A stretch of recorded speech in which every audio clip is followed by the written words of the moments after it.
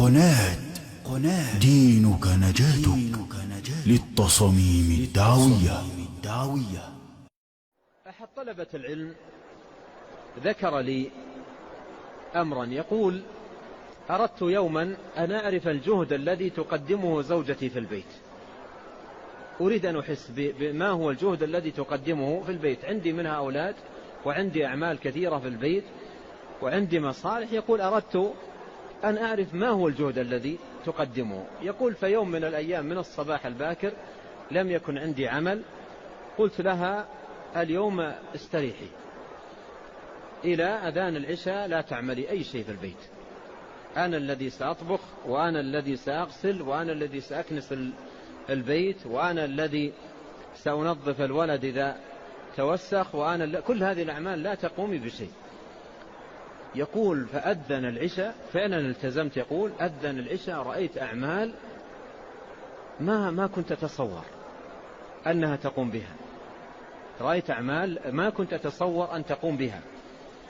فالشاهد أن إحساس الإنسان بخادمه بأهله بهذه الأحاسيس هي التي تولد الخير. أما إذا كان الإنسان يمشي معطل الأحاسيس فلن ينظر في بيته ولا مع من يتعامل معهم من خدم أو سائقين أو غيره إلا إلى جوانب النقص.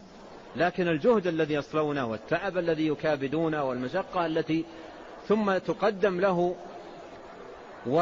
ولا يحس بها أصلا ولا يستشعرها، وربما لا يسمع منه يوما ما جزاكم الله خيرا أحسنتم، لا يسمع منه إلا العتب واللوم والعنف، فهذا إنسان معطل من المشاعر والأحاسيس. فالشاهد أن مثل هذه الأحاسيس الطيبة الموجودة عند السلف ينبغي على الإنسان أن يفعلها في نفسه حتى يقوم بهذا الأمر. وما قام به من أشرت إليه لا يلزم الإنسان بأن يقوم به، لكن لو فعل ما جاء في السنة أن النبي صلى الله عليه وسلم كان